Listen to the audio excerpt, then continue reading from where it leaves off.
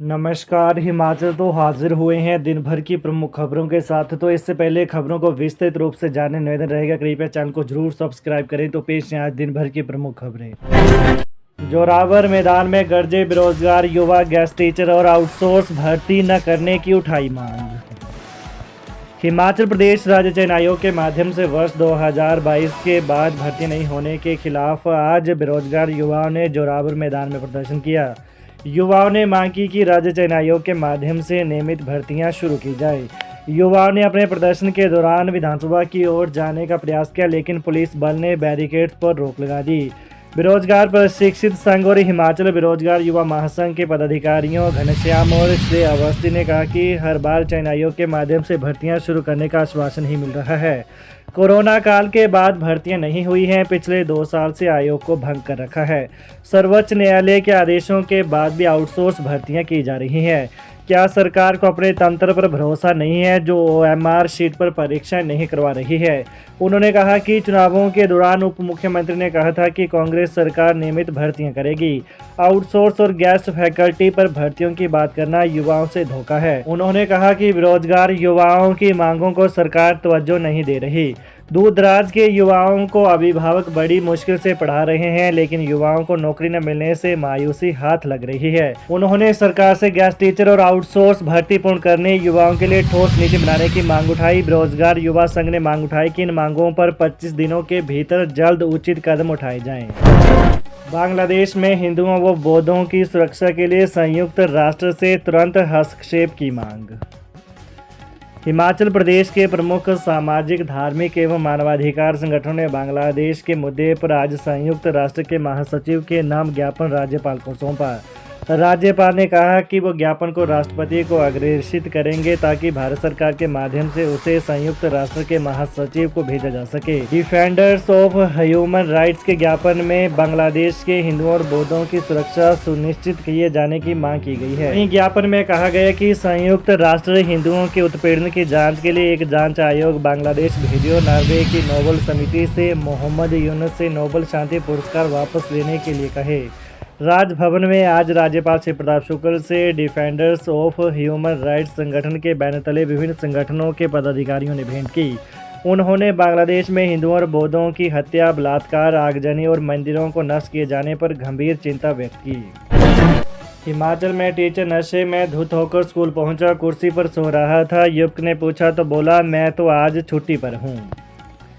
हिमाचल प्रदेश के मंडी में एक टीचर शराब के नशे में धुत होकर स्कूल पहुंच गया। स्कूल आने के बाद वो कुर्सी पर आराम से सोने लगा। इस दौरान एक युवक वहां पहुंचा और उसका वीडियो बना लिया। युवक ने उससे पूछा भी कि वो कहां है, तो टीचर ने कहा कि वो तो आज छुट्टी पर है। यह मामला मंडी के बल्ह उपमंडल के अंतर्गत आने वाले दूसरा खाबू गाँव के प्राइमरी स्कूल का है। बता दें कि टीचर नशे में इस कदर धुत था कि वीडियो बनाने वाला युवक ने उससे जो भी सवाल पूछे वो उनके सही ढंग से जवाब तक नहीं दे पाया। युवक ने टीचर से पूछा कि आप इसमें कहाँ हो। इस पर टीचर ने गांव का नाम सही यानी दूसरा खाबू बताया। जब युवक ने पूछा कि आप ड्यूटी पर हो तो टीचर बोला कि नहीं, मैं तो आज छुट्टी पर हूँ। दूसरी तरफ स्कूल टाइम में शराब के नशे में आकर कुर्सी पर सोने के मामले में प्रारंभिक शिक्षा उपनिदेशक विजय गुप्ता ने टीचर को सस्पेंड कर दिया है। यह आदेश तुरंत प्रभाव से लागू होंगे। उपनिदेशक ने कहा कि इस टीचर का मुख्यालय पद्धर कर दिया गया है। वो अधिकारी की पूर्व अनुमति के बगैर मुख्यालय नहीं छोड़ेंगे। हिमाचल में 6 महीने से महिला ड्राइवर गायब। HRTC बोला 1 महीने की छुट्टी दी थी, नोटिस का जवाब नहीं दिया। HRTC की पहली महिला ड्राइवर सीमा ठाकुर 6 महीने से ड्यूटी पर नहीं आ रही है। अब HRTC प्रबंधन की तरफ से इस पर जवाब आया है।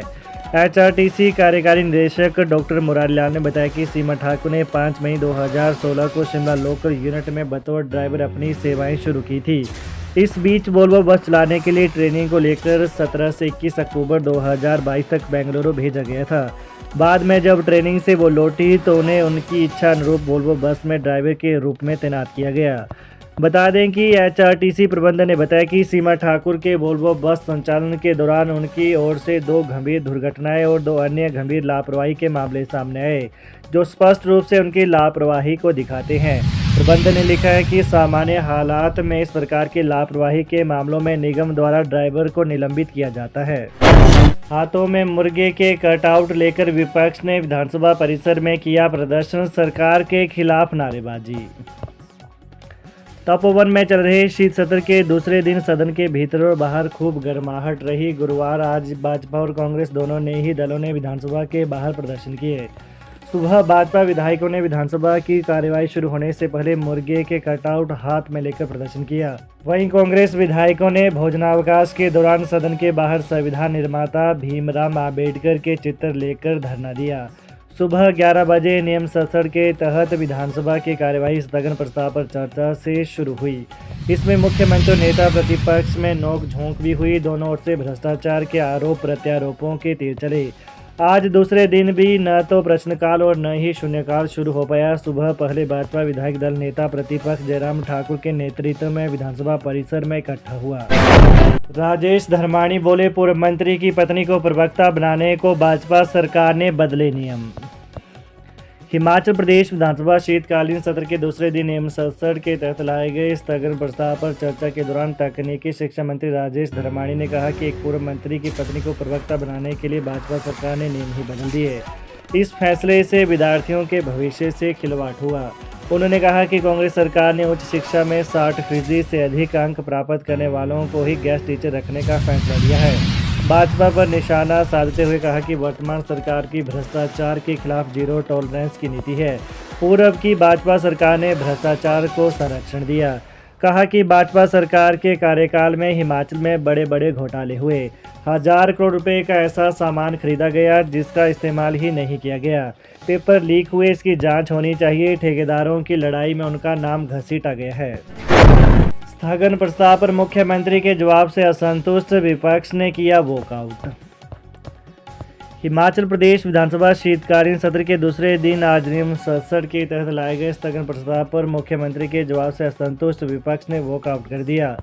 भाजपा विधायक नारेबाजी करते हुए सदन से बाहर गए। मुख्यमंत्री कच्चे चिट्ठे का जिक्र करते हुए शराब घोटाले के आरोपों पर जवाब दे रहे थे।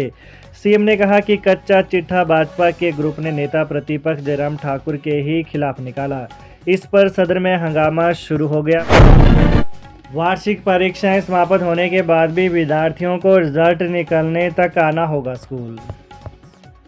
स्कूलों में वार्षिक परीक्षाएं समाप्त होने के बाद भी पहली से 8वीं कक्षा के विद्यार्थियों को रिजल्ट निकलने तक स्कूल आना होगा।